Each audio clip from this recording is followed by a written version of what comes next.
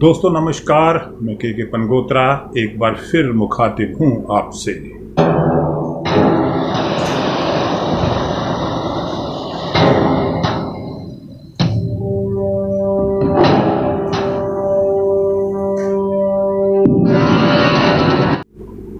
और news concept में आज का मुद्दा, श्रीलंका जैसे देश की अर्थव्यवस्था पहले ही क्रैश हो चुकी है।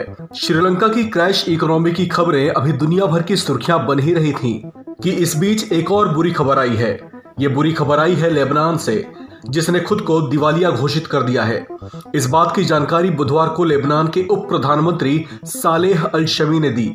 देश के दिवालिया होने की घोषणा करते हुए लेबनान के उप प्रधानमंत्री शमी ने बताया कि देश के साथ साथ उसका केंद्रीय बैंक भी दिवालिया हो चुका है। उन्होंने बताया कि लेबनानी मुद्रा पूरी तरीके से कमजोर हो गई है, जिसमें 90% तक की गिरावट दर्ज की गई है।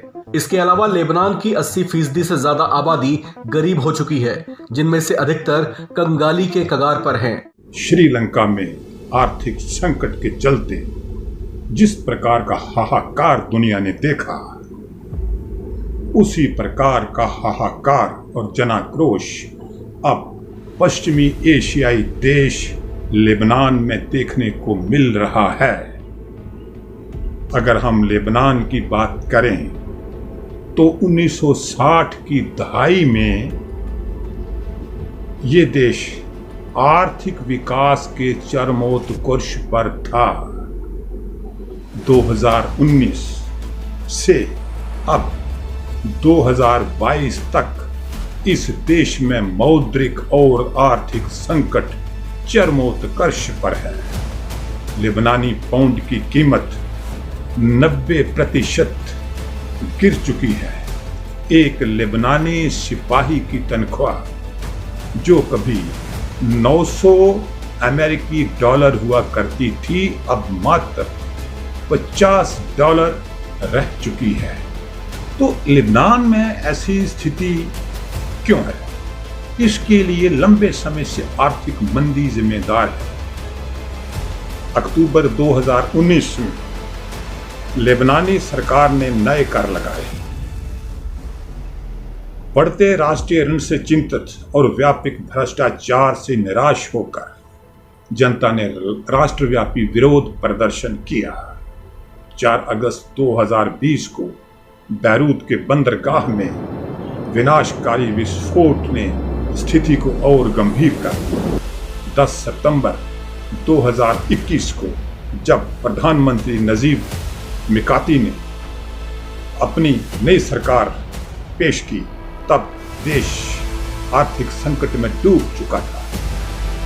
लेबनान में गरीबी पिछले 1 साल से नाटकीय रूप में फैल गई है और अब लगभग 74% आबादी इससे प्रभावित हो रही है।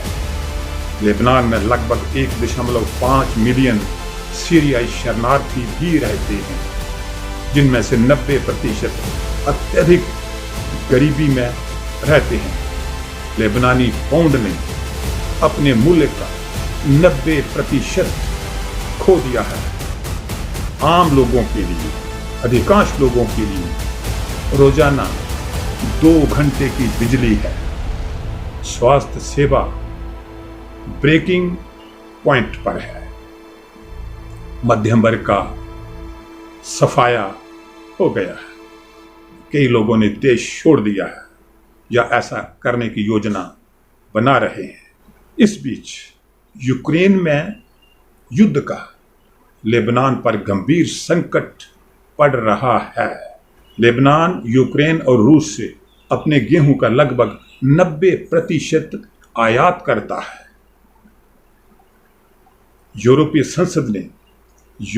संसद ने लेबनान की वर्तमान स्थिति को राजनीतिक वर्ग में मुट्ठी भर पुरुषों के कारण मानव निर्मित आपदा कहा है। ये बात विचार नहीं है। मुट्ठी भर पुरुषों के कारण मानव निर्मित आपदा। आर्थिक संकट के चलते श्रीलंका और लेबनान में जन आक्रोश की कमोवेश एक समान तस्वीर दिखाई देती है। अभावग्रस्त प्रदर्शनकारी जनता ने संसद भवनों पर कब्जा किया। श्रीलंका में गोटाबा राजपक्षे को देश छोड़कर भागना पड़ा। ये दोनों देश दिवालिया जैसी आर्थिक स्थिति में हैं। भारत के पड़ोसी देशों पाकिस्तान और म्यांमार की आर्थिक स्थिति भी डावाडोल है। पाकिस्तान में एक अमेरिकी डॉलर की कीमत 234 रुपए तक पहुंच गई है। महंगाई, भ्रष्टाचार और राजनीतिक संकट से पाकिस्तान त्रस्त है। श्रीलंका की तरह देश के कई देशों को आर्थिक संकट का सामना करना पड़ रहा है। विदेशी मुद्रा भंडार तेजी से कम हो रहा है और विदेशी कर्ज चुकाने के लिए इनके पास पैसे नहीं हैं।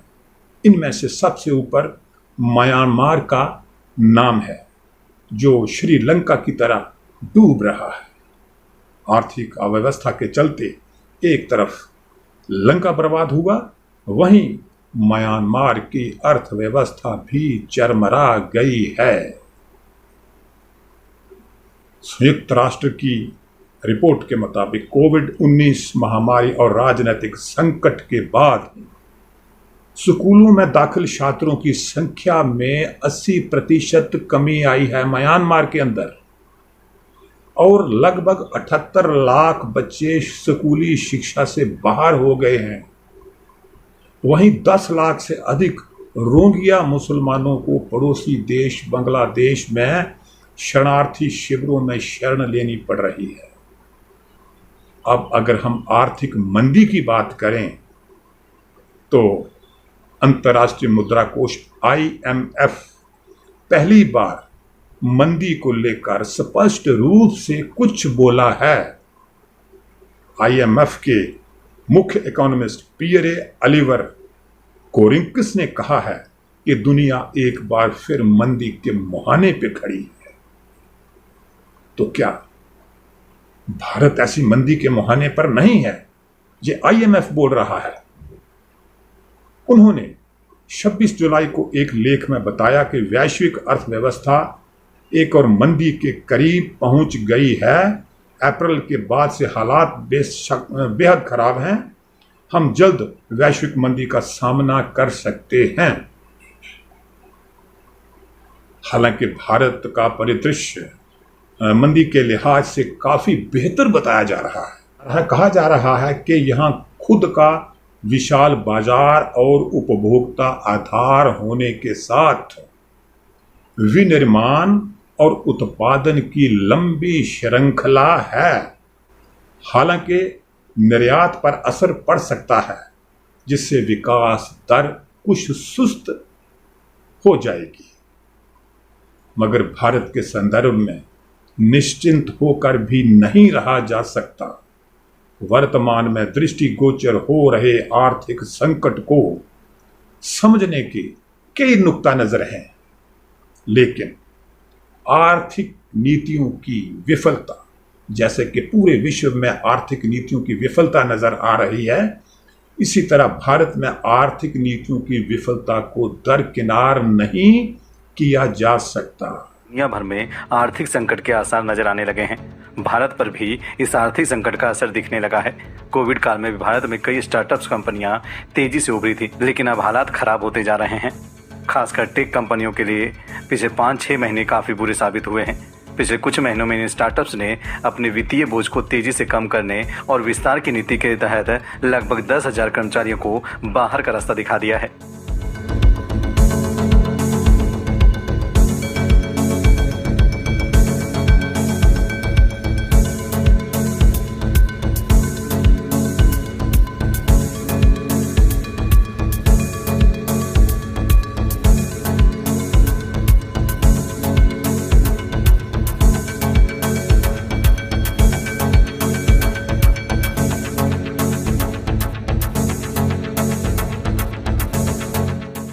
फंडिंग पाने वाली स्टार्टअप कंपनियां, खासकर टेक स्टार्टअप्स के अच्छे दिन खत्म होते नजर आ रहे हैं। इन्वेस्टर्स का कैश बर्निंग यानी कमाई से अधिक खर्च का धैर्य बाजार की मौजूदा हालत को देखते हुए जवाब देने लगा है। इसी कारण जनवरी 2022 में अब तक स्टार्टअप कंपनियों ने 8,000 से 10,000 कर्मचारियों को बाहर का रास्ता दिखा दिया है। जानकारों का कहना है कि आगे आने वाले समय में और लोगों की छटनी से इनकार नहीं किया जा सकता। जैसा कि यूरोपीय संसद ने लेबनान की वर्तमान स्थिति को राजनीतिक वर्ग में मुट्ठी भर पुरुषों के कारण मानव निर्मित आपदा कहा है, ठीक उसी तरह दुनिया के हर ऐसे देश में जहां हम आर्थिक संकट देख रहे हैं, राजनीतिक वर्ग में मुट्ठी भर लोगों द्वारा पैदा किया गया संकट कह सकते हैं। अब सवाल पैदा होता है कि क्या वैश्विक मंदी के इस असर से भारत अछूता है? क्या वैश्विक मंदी का असर भारत पर नहीं पड़ेगा? ये सवाल चिंतनीय है, सोचनीय है। तो दोस्तों, आज के लिए इतना ही। अगली बार किसी और मुद्दे के साथ आपके सामने फिर के पनगोत्रा उपस्थित होगा। अब तक के लिए नमस्कार।